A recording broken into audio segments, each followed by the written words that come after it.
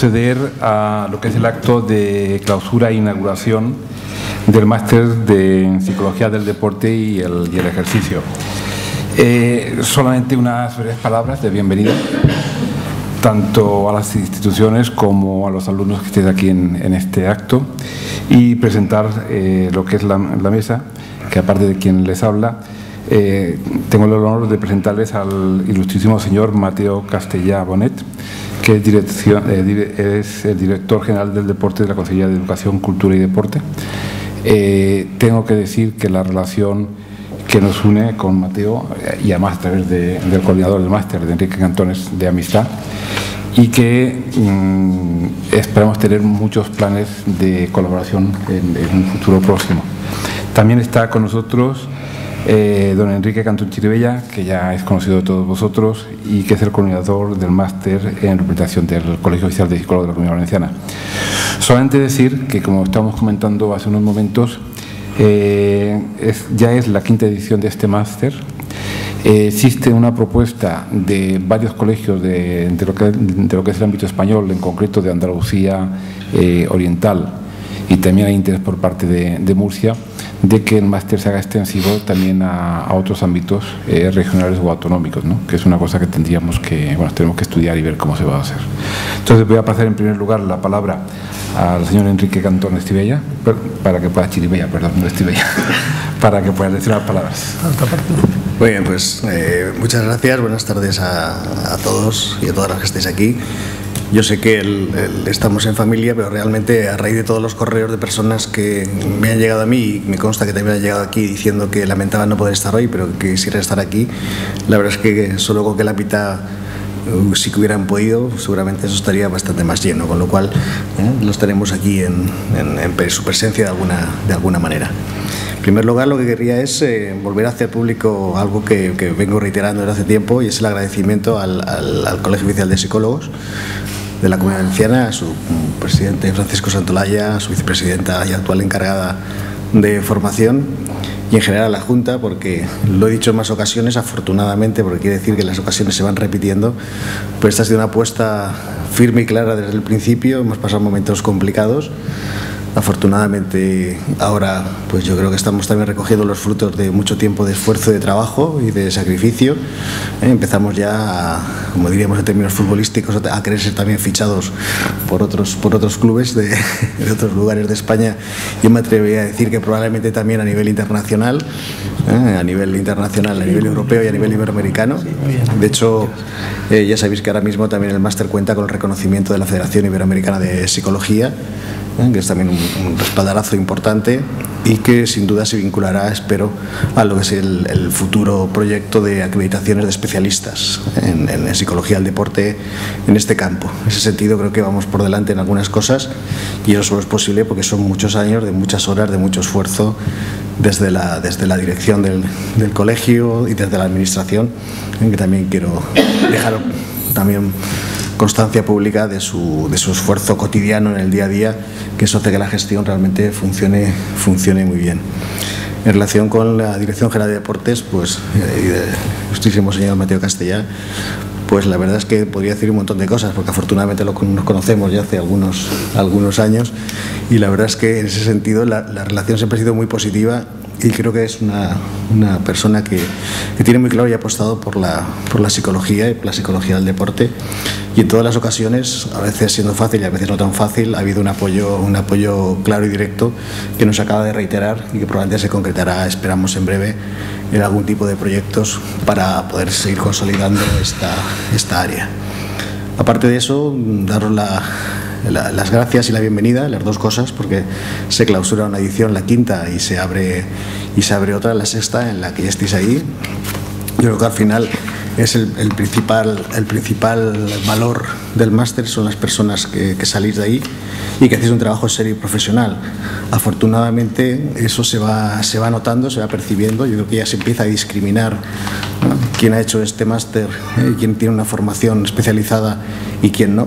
Y yo creo que eso también es quizás lo más importante, porque al final, cuando haces formación, lo que cuenta es el producto final, y el producto final son personas que hacen las cosas bien, que prestigian la profesión y que hacen ver también en el mundo del deporte que nuestra labor tiene sentido.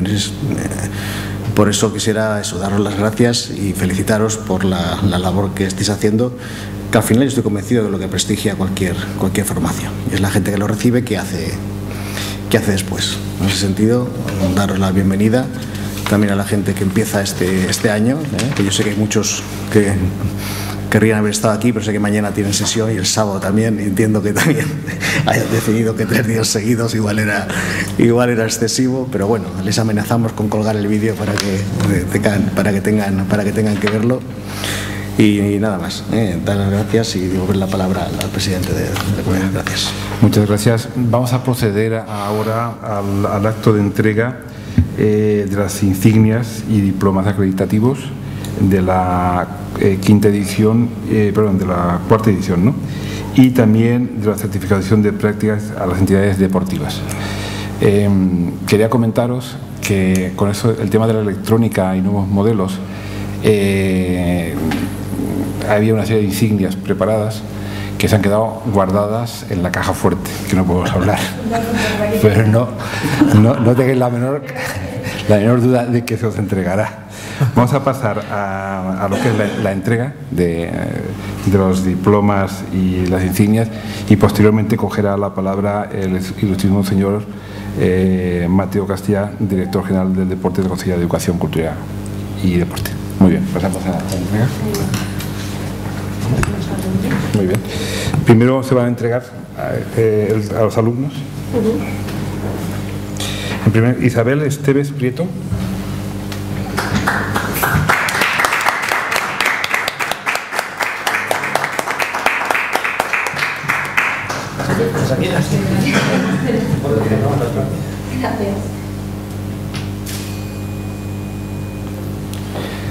Juan Manuel Flores Cabanillas.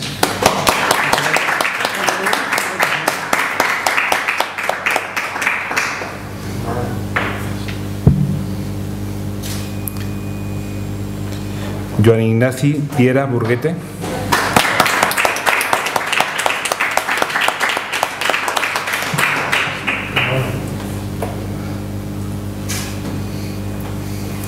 Raquel Romero Miñana.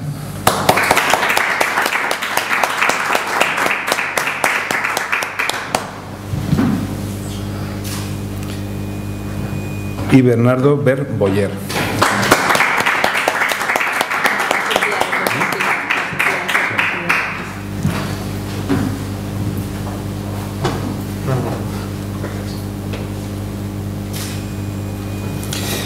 También se va a entregar a las entidades deportivas que han participado y han colaborado con el colegio. En concreto se le va a entregar al presidente de la Federación de Karate de Valencia, don Marcelino Gómez Martínez, que en su nombre viene la secretaria.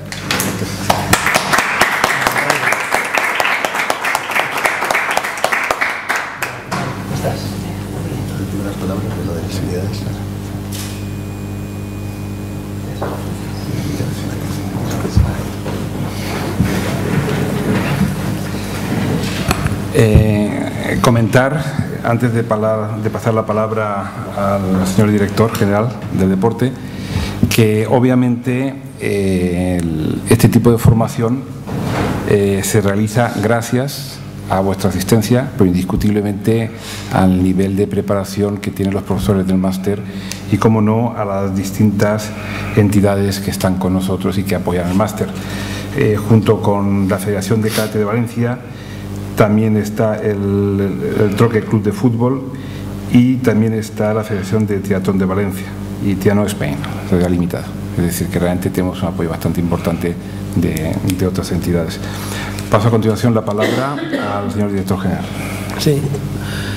Muchas gracias, ilustrísimo Francisco Santolaya, decano. También a don Enrique Cantón, igual sí, lo conozco bastantes años, y como no, pues a todos los que estáis aquí, la vicedecana, y como no, pues también a compañero, que estamos aquí los únicos abogados entre tanto psicólogo y aquí Pero bueno, en fin, la verdad es que para mí sí que os tengo que decir que es un honor, pues además estuve el año pasado y estar en esta edición y en la clausura, ¿no? Y en la inauguración, y yo creo que es importante, y el empujoncito que tenemos que hacer al convenio, creo que es que ahora que estamos en la Consellería de Educación, que se note, y es momento de impulsar la educación y trabajar, porque yo creo que es verdad y es una constante que la consellera, en el poco tiempo que llevo trabajando con ella, insiste mucho en la mejor preparación de nuestros profesionales, porque es cuando más cualificados estemos, lógicamente mejor preparados estemos para el momento que estamos pasando, pues que no es el mejor precisamente, pero sin duda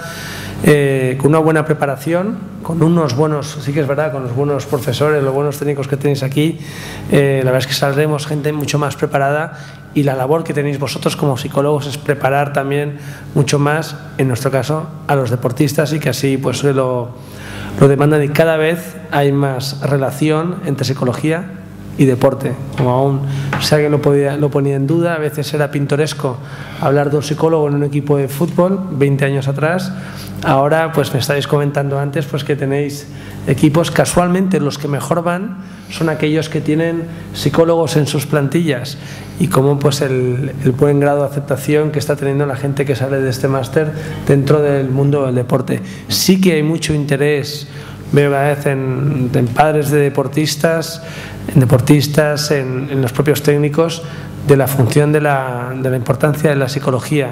A veces en los recursos de los clubes pues no les permiten, a lo mejor en cierto modo, entrar en una dinámica constante de trabajo con vosotros, pero sin duda que poco a poco se va a ir imponiendo, lógicamente, y van a requerir más vuestra presencia. También os brindo, con ellos tengo una relación más estrecha con las federaciones que tenéis. Hay un campo, ya sé que la de karate está aquí colaborando, pero sin duda, Enrique, sabes, tú conoces también muy bien el mundo del deporte y la deporte de psicología, pues hay un campo para poder empezar a trabajar con ello.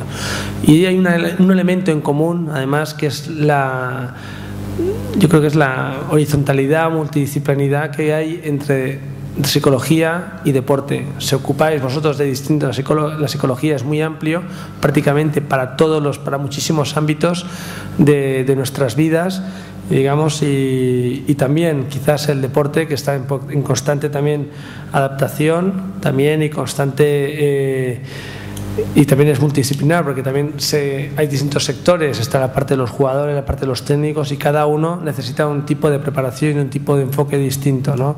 También es importante, sí que os quiero destacar, al hablar de las distintas fases que hay dentro del mundo del deporte, un trabajo que hicisteis muy curioso con la Federación de Triatlón, la guía Tripadres, ¿no? Sí, aquella que trabajasteis. Sí.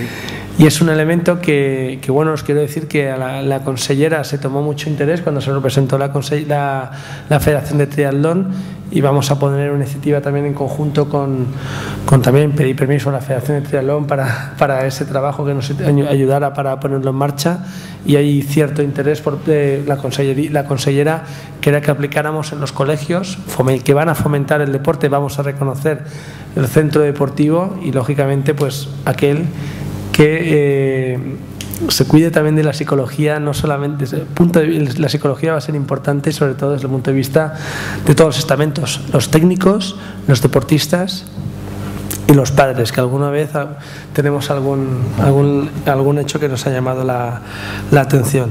Desde luego que apoyamos sin duda este tipo de proyectos informativos. El convenio le vamos a pegar un empujoncito y lo vamos a poner en práctica, y sí que os quiero decir que tenéis las puertas abiertas de la Dirección General para aquello que queráis, para aquellos proyectos que queráis consultar, y todo aquello en lo que veáis que os podemos ayudar, porque también en el fondo tenéis muchísimo que aportar al deporte y a nuestros deportistas. Muchísimas gracias. Muchas gracias. Se va a levantar la mesa para poder pasar a dar la conferencia. Antes de levantar la mesa y presentar al ponente, quería comentaros que posiblemente el año que viene se creará una división en la FIAP, que es la Federación Iberoamericana de Asociaciones de Psicología, que abarcará al menos el 50% de los países de América Latina, España y Portugal. Y por otra parte, que también se está trabajando para crear una división dentro de la ESPA, que es la Federación Europea de Asociaciones de Psicología, porque el futuro de la psicología del deporte yo creo que está muy bien. Levantamos la mesa y va a subir al estrado el señor don Francisco Guillén, licenciado en Derecho por la Universidad de Valencia, que va a hablarnos sobre la relación contractual entre el profesional y el deportista. Muchas gracias. Bueno, en primer lugar, buenas tardes. Dar las gracias al Colegio de Psicólogos por darme esta oportunidad de intervenir en este máster. Hay que señalar, y yo creo que se han comentado en las intervenciones anteriores, la importancia que tiene el trabajo de los psicólogos, sobre todo en la esfera del ámbito deportivo. Yo, desde mi experiencia, sobre todo en el ámbito del fútbol a nivel profesional, nos damos cuenta que cada vez es más importante el trabajo de los psicólogos en ese ámbito deportivo del mundo del fútbol. Es cierto que actualmente hay muchos reparos en relación al trabajo de los psicólogos. Es cierto que cada vez pues, se va integrando más, cada vez se ha aceptado más la figura del psicólogo, pero yo creo que no podemos negar la realidad que los clubes deportivos, por diferentes circunstancias que ahora vamos a analizar, pues son reacios, en primer lugar, porque cuando dicen que interviene un psicólogo, lo asocian a una patología, a una enfermedad, y no lo asocian como una capacidad de desarrollar unas habilidades, unas competencias, y que eso va a permitir mejorar el rendimiento del jugador. Y ese es un aspecto importante que al final determina que está costando mucho la incorporación del psicólogo en el ámbito deportivo, digamos, a nivel profesional. También es cierto que la evolución, la tendencia es que cada vez se incorporen más los psicólogos en ese ámbito deportivo, y yo creo que esto nos tiene que servir como ilusión, como motivación, para pensar que haciendo bien las cosas, trabajando como estáis trabajando, con la colaboración del propio Colegio de Psicólogos, cada vez vais a ser más los que estáis participando, estáis integrados en diferentes clubes. Ya lo comentaremos, las diferentes alternativas. También es importante destacar, y yo cuando me comentaron la posibilidad de intervenir en este acto, pues estuve pensando, es decir, la evolución del mundo del deporte y en concreto del mundo del fútbol. Al principio solo existía la figura del entrenador. Después se pensó que el entrenador tenía que estar complementado con un preparador físico. Después con el entrenador de porteros. Y cada vez más se dan cuenta que la figura del psicólogo, ese aspecto emocional que pueden tener los jugadores, ese aspecto a nivel de concentración y diferentes aspectos que vosotros podéis tratar, tiene una incidencia importante en el rendimiento y en el resultado de cualquier equipo o de cualquier deportista. Es cierto al mismo tiempo que lo que hay que hacer es trabajar bien, porque vuestro trabajo va a servir como modelo o como espejo para las nuevas generaciones, para la gente que vosotros os vais a incorporar, porque en la medida que los clubes deportistas vean ese trabajo bien hecho, ese resultado de vuestro trabajo, cada vez van a confiar más en vosotros. Yo soy un defensor a ultranza, pero no porque estoy aquí, sino en cualquier foro, que vuestro trabajo mejoraría de forma sustancial cualquier rendimiento de deportistas, ya aficionados como profesionales. Luego, para que lo que hemos comentado, eso cuesta poco a poco, pero seguro que vais en la dirección correcta. Y lo que nunca hay que perder de vista es que una relación entre vosotros como profesionales con diferentes jugadores, clubes o diferentes estamentos que pueden formar parte de un club está sujeto a una serie de relaciones jurídicas, a una serie de obligaciones y derechos, y eso hay que tenerlo siempre presente. ¿Por qué? Porque al final se determinan unas responsabilidades y unas obligaciones que nunca se pueden dejar de lado. Y yo os voy a hacer una serie de reflexiones, sobre todo yo creo que son comentarios en voz alta, por aquí no se trata de dar una clase maestra, evidentemente no soy la persona más adecuada, y habéis tenido un profesorado, habéis tenido unos técnicos que en este máster, y me consta, que han hecho el trabajo muy bien, y eso demuestra la valía y la calidad y el máster, y os posibilita evidentemente poder trabajar y tener un valor añadido de aquellos que no han participado en ese máster o la formación que da el Colegio de Psicólogos. Pero hay que tener en cuenta lo que comentaba, es decir, la relación jurídica que puedes tener y sobre todo los diferentes aspectos que se determinan. En primer lugar, hay que saber realmente de qué tipo de relación jurídica estamos hablando. Es decir, si estamos hablando de un arrendamiento de servicios, de resultado o de medios. aunque ahora parezca un poco chino porque pueden ser conceptos jurídicos, con un ejemplo lo podemos ver con mucha claridad. Es decir, vuestro trabajo entiendo que tiene que ser un arrendamiento de servicios, es decir, tenéis que actuar con la diligencia debida, con la profesionalidad que tenéis para intentar conseguir un resultado, pero nunca en vuestra relación jurídica puede garantizar un resultado. ¿Por qué? Porque al fin y al cabo el resultado de que se consiga un éxito, ya sea a nivel individual o a nivel colectivo, depende de una serie de factores.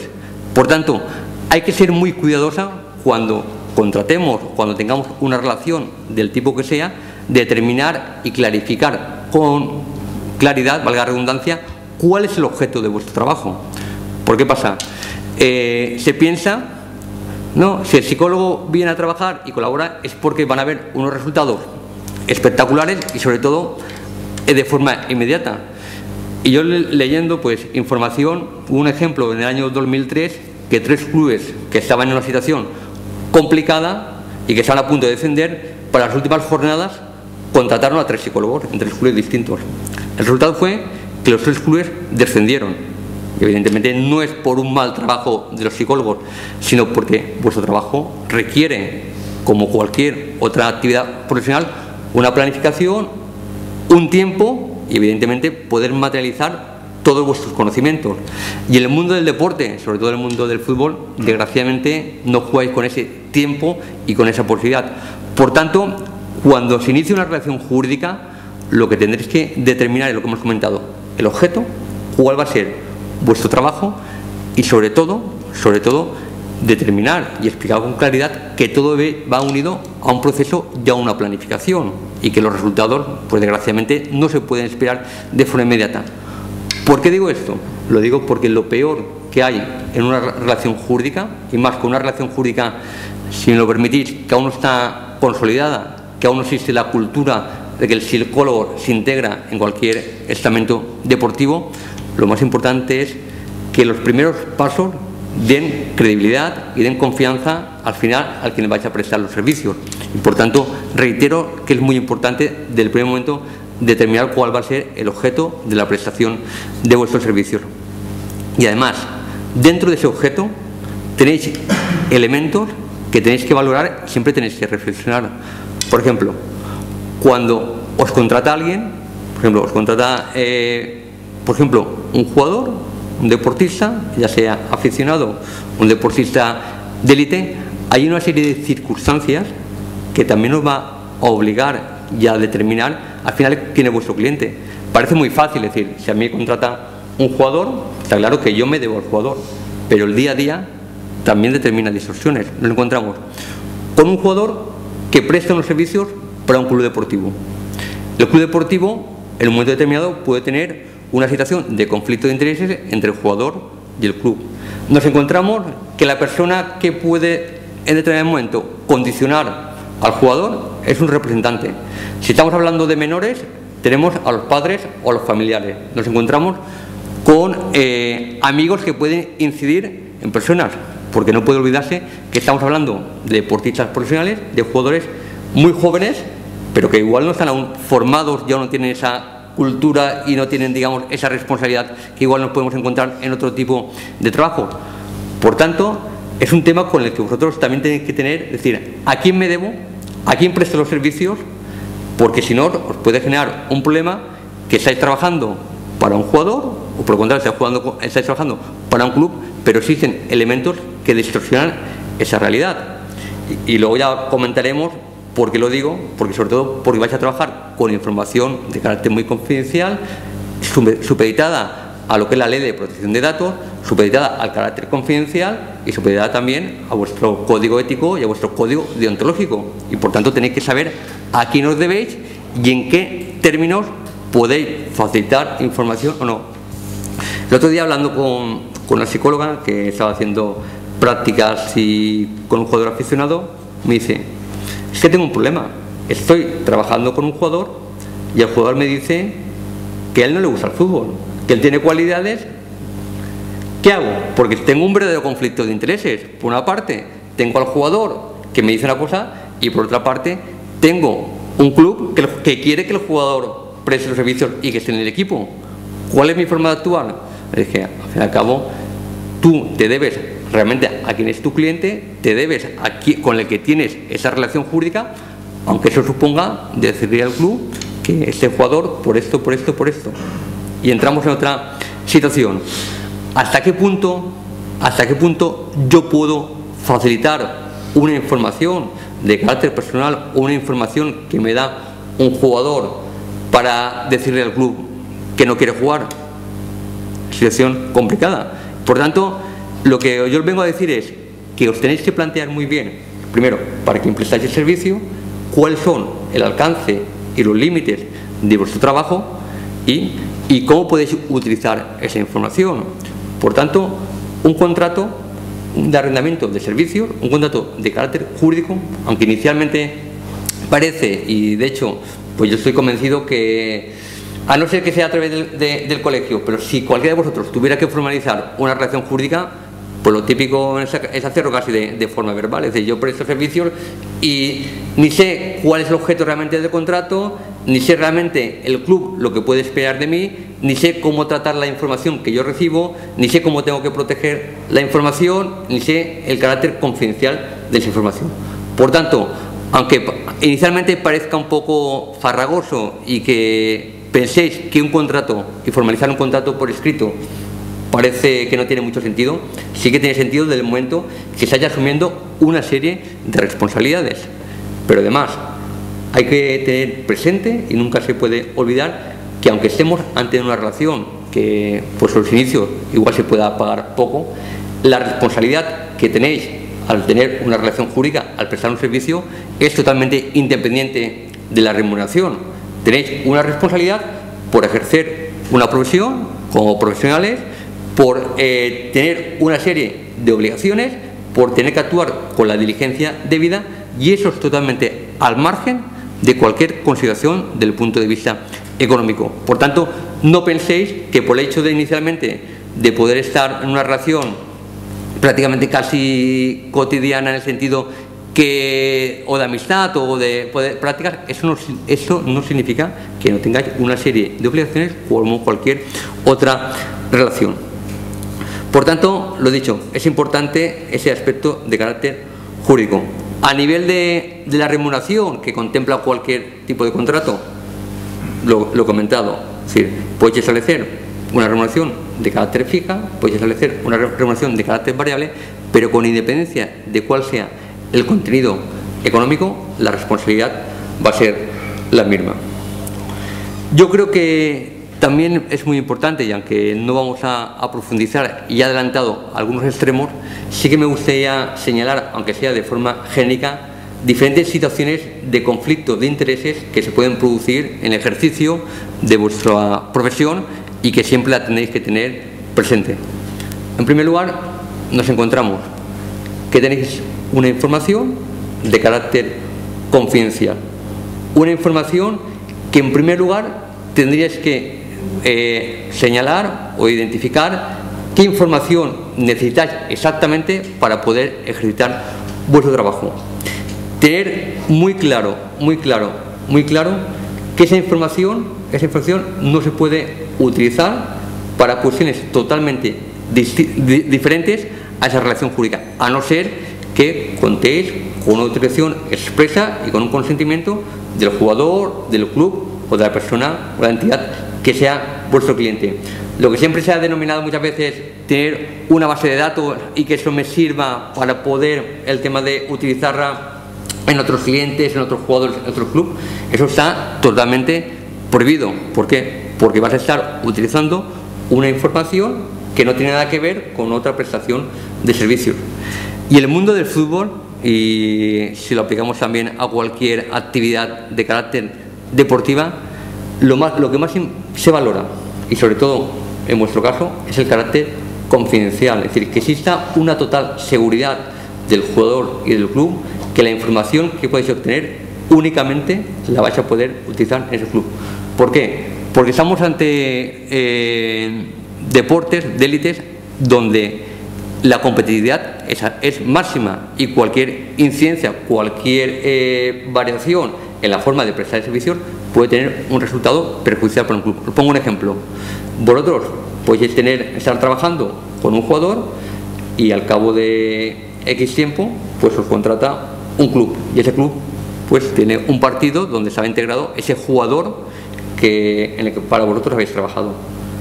¿Vosotros creéis que podríais utilizar en el club diciendo cuidado que este jugador pues resulta que a la mínima salta o tiene un estado emocional o no se concentra? Es decir, por tanto, aunque parezca que inicialmente esa información que recibís pues igual se puede utilizar como base de datos o como formación vuestra, tenéis que tener mucho cuidado en cómo utilizar esa información.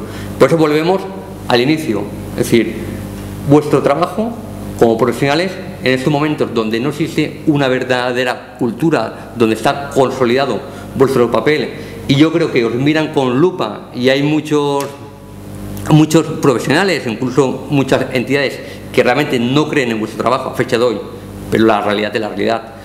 En poco tiempo, si hoy hay, no sé el número de psicólogos que están trabajando en clubes o con jugadores, sé que cada día es superior, que cada día es mayor, lo que estoy claro que en un periodo de 4 o 5 años será impensable que un jugador de élite, que un club importante no tenga un psicólogo. Y de hecho, a nivel de deportes que no es el fútbol, sí, yo creo sobre todo a nivel más profesionales, por ejemplo en natación, el otro día estaba leyendo el ejemplo de Felipe Massa, es decir, que como consecuencia también del accidente, de los resultados, está trabajando con un psicólogo y sus resultados han mejorado de forma considerable. ¿Qué sucede en el fútbol? En el fútbol sucede, primero, que a fecha de hoy no existe una verdadera cultura del psicólogo. Segundo, que estamos ante un deporte muy mediático, donde cualquier noticia que venga relacionada con un psicólogo lo ven como una enfermedad, con un problema o con una patología. Tercero, y yo creo que es importante en vuestro trabajo, es decir, el carácter confidencial, la discreción es básica. Es decir, cuando un psicólogo hace una rueda de prensa, cuando un psicólogo dice yo soy psicólogo de este club, os está hundiendo, si me permite la expresión, es decir, os está haciendo un daño casi irreparable. No irreparable porque se pueda ir solucionando, pero ¿qué pasa? Nadie, por lo que hemos dicho, por los tabús y porque quieren que sea público que un psicólogo está trabajando con un jugador o con un club. Por tanto, vuestro trabajo se basa en un carácter totalmente discrecional, en un carácter totalmente confidencial y en un carácter donde la protección de datos, la protección de esa información que recibís es básica. Y lo dicho, es decir, estáis en un momento que cada vez está teniendo más auge el tema de la psicología aplicada al deporte, al ejercicio, al rendimiento de los deportistas, pero también al mismo tiempo os están mirando con lupa, están viendo cuáles son los resultados de vuestro trabajo, y hay muchos organismos, o mejor dicho, entidades que aún no creen en ese proceso, que no creen en vuestro trabajo, y por tanto se está dificultando de forma especial esa integración en el mundo del deporte. Pero yo estoy convencido que con la formación que está recibiendo desde el colegio, con la implicación vuestra, que no me cabe la menor duda, porque estáis aquí es porque creéis realmente en esa psicología aplicada al deporte.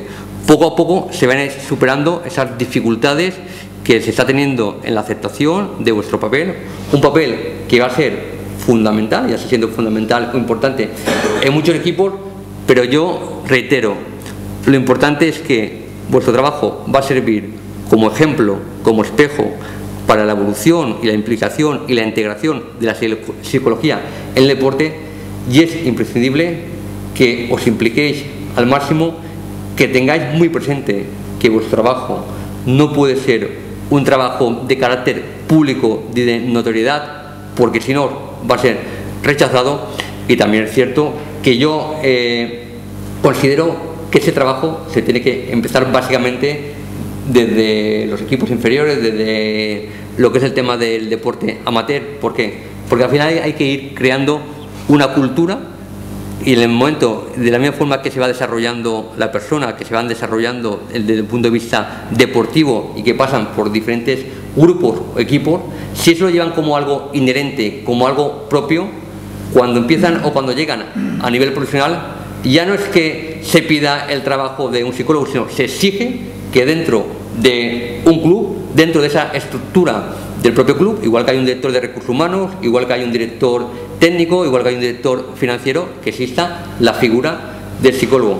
Porque además, en la medida que los clubes deportivos tengan dentro de su estructura un psicólogo, lo que está claro es que vamos a poder consolidar, o se va a poder consolidar la figura del psicólogo dentro del ámbito deportivo. ¿Por qué? Porque si va asociada únicamente a un entrenador, nos encontramos que dentro del mundo del fútbol pues los tiempos son muy cortos, es difícil que un entrenador tenga pues, o que trabaje durante diferentes años en el mismo club, y eso dificulta de forma especial vuestro trabajo, un trabajo que, lo que he dicho antes, tiene que ser con una planificación y los resultados no pueden ser inmediatos. Por eso yo estoy convencido que la línea que está trabajando, la formación que estáis recibiendo, no me cabe la menor duda, y lo reitero porque estoy plenamente convencido que en poco tiempo la figura del psicólogo aplicado al deporte y al ejercicio será fundamental y será exigido por todos los clubes, por todos los deportistas y por todos aquellos que, tanto a nivel amateur o profesional, quieran desarrollar un deporte. Por tanto, os animo y sinceramente doy al Colegio de Psicólogos la enhorabuena por la formación que están impartiendo. Ya con este quinto máster va a empezar el sexto en materia deportiva. Me han comentado que creo que aproximadamente en este año son 43.000 horas a nivel de formación y 2.500 personas han sido alumnos dentro de ese ciclo de formación. Pues al final es lo que decía el director general. En estos momentos tan complicados, la formación es lo que nos va a permitir dar ese valor añadido y va a ser pieza fundamental para que empresas, para que entidades, para que deportistas requieran nuestro servicio. Pero lo dicho, hay que trabajar de forma profesional, como está haciendo, sin tener prisa en ver los resultados a corto plazo, porque nuestro trabajo es de planificación y a largo plazo, y trabajar por la línea que lo estoy haciendo. Y muchas gracias por haber venido.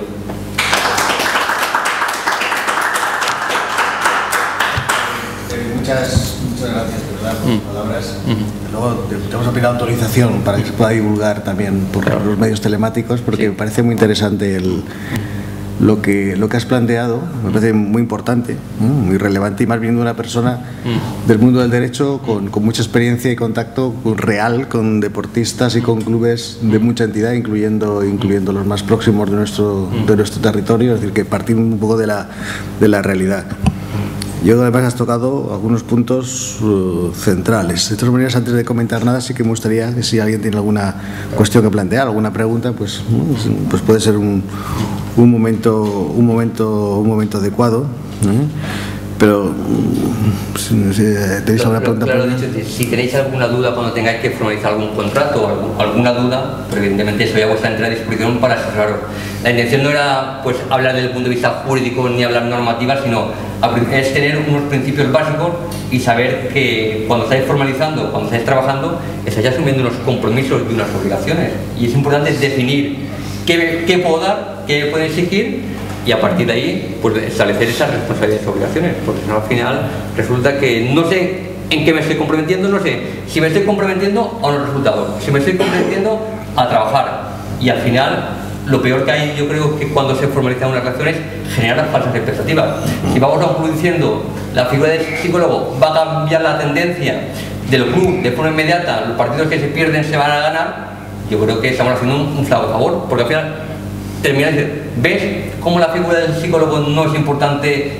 Y eso nos queda como piedras sobre nuestro propio tejado, y más cuando no está consolidado aún de forma clara vuestro trabajo. Y dentro de 5 o 10 años pues estaremos hablando de otros términos, es decir, elegiréis vosotros cómo trabajar, en qué condiciones, con quién y cuándo, y diréis, o tengo un proyecto de 2 años o no me incorporo a ese club. Pero ahora estamos en un escenario distinto donde los primeros pasos es lo que va a determinar en qué medida esto irá más o menos rápido. Lo que está claro es que va a avanzar. Y yo no sé si dentro de 3, 4 o 5 años, cuando lo que he dicho antes, que eso esté totalmente consolidado, pero estará. Y el tiempo, pues, pero que seguro es que yo hablo con jugadores de fútbol y me dicen, si nosotros creemos con los psicólogos, pero ¿sabes qué problema tenemos? Que mira, nosotros no tenemos educación, no tenemos formación. Con 18 años hemos venido aquí, y cuando el entrenador se pone a hablarnos y contar una charla técnica, ¿sabes lo que decimos?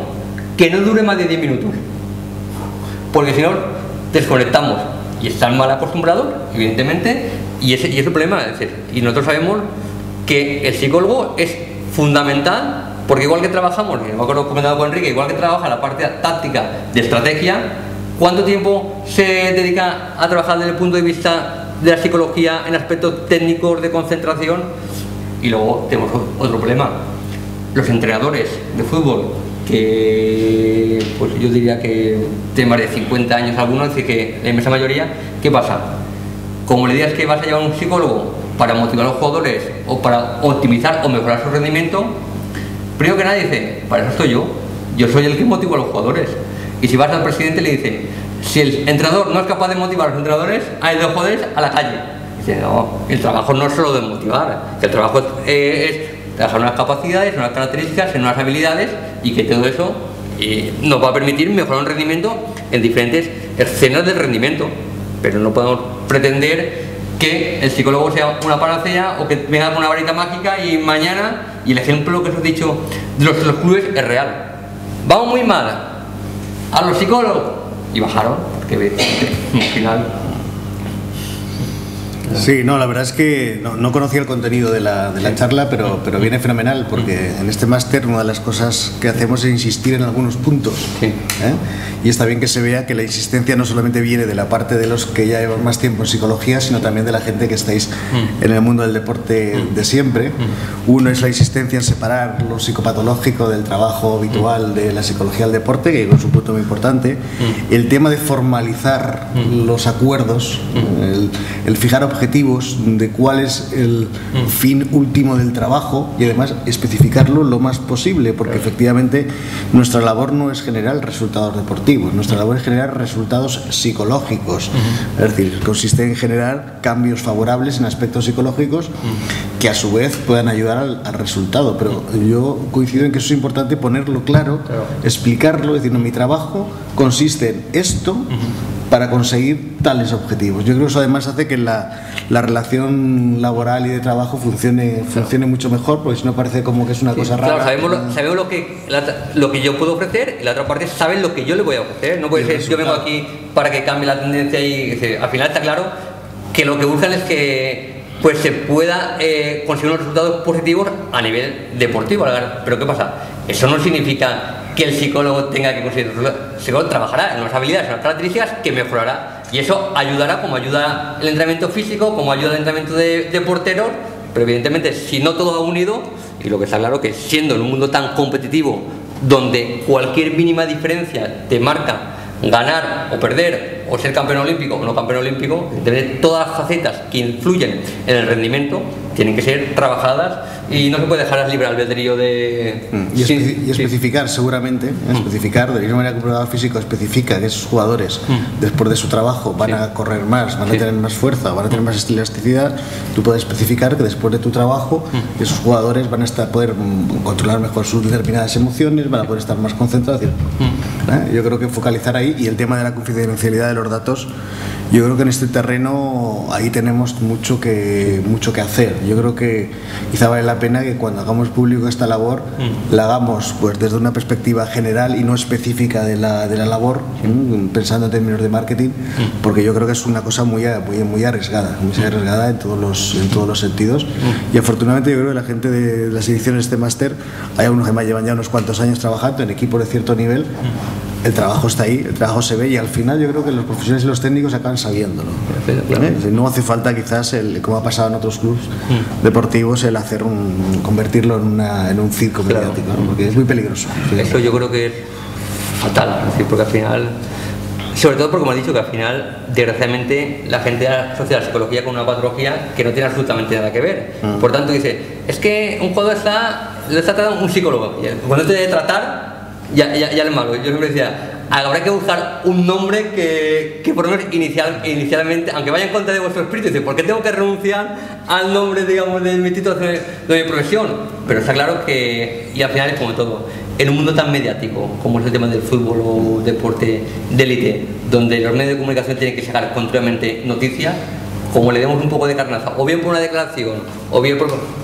Desgraciadamente vivimos así, y una cosa es lo que nos gustaría, y otra cosa hay que ser consciente que podemos trabajar o tenemos que trabajar dentro del escenario que existe, dentro de aquí 3 o 4 años, pues igual será distinto, pero ahora está muy supeditado por el mundo mediático y sobre todo por la trascendencia que se puede dar pues a unos comentarios, a unas declaraciones, y el jugador es muy celoso y hablo y dice, oye, que yo esto no quiero que se entere absolutamente nada.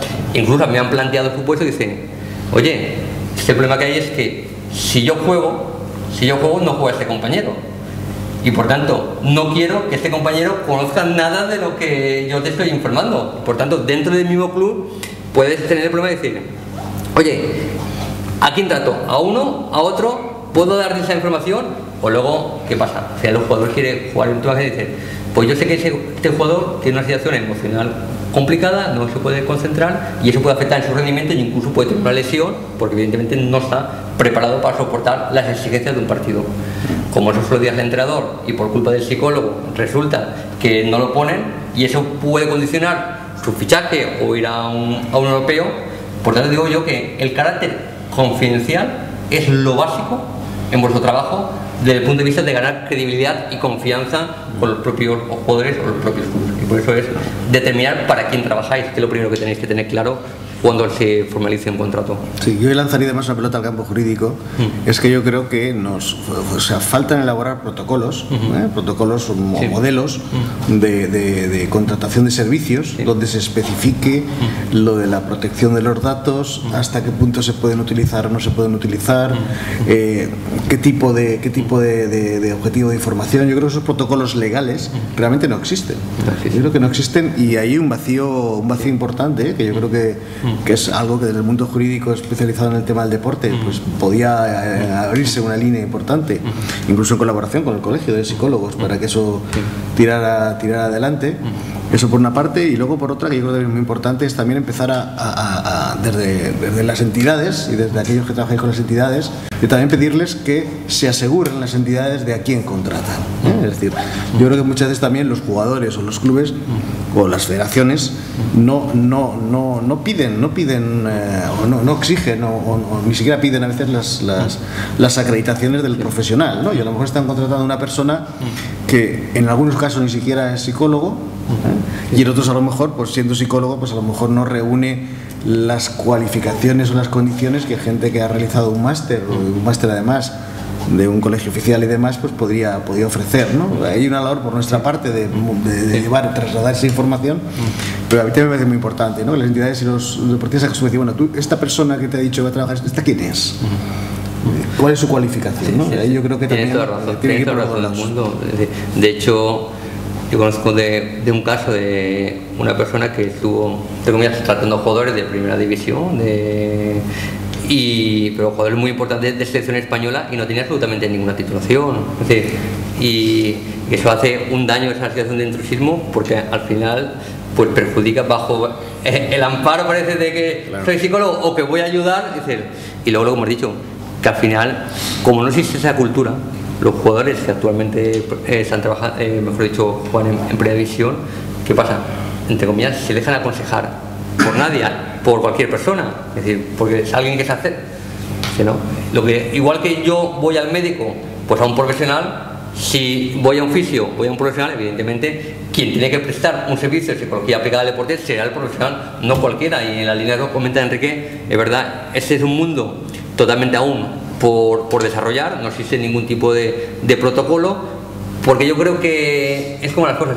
Antes los representantes de jugadores de fútbol no tenían contrato y han ido evolucionando, y en la medida que se instrumentalice y se oficialice esta situación, pues al final irá por la parte jurídica pues asociada o adaptada a esa exigencia, pero está claro que hay un vacío y eso al final puede generar un problema. Es decir, no hay ningún problema hasta que se genera, hasta que alguien esté trabajando sin contrato y sin un contrato verbal, y que resulte que, pues, o por el desconocimiento o por la relación de confianza, que nunca le han dicho nada, que de repente utilice la información de un jugador, se la diga al entrenador o se la diga al club, y el jugador justamente tiene un conflicto con y tengáis un grave problema. Por eso hay que muy importante saber a quién trabajo, para quién trabajo, cuál es la información que tengo, cómo la puedo utilizar, cómo la custodio, cómo impido que un tercero tenga acceso a esa información y qué situación de conflicto de intereses se me puede plantear para al final tomar la mejor decisión.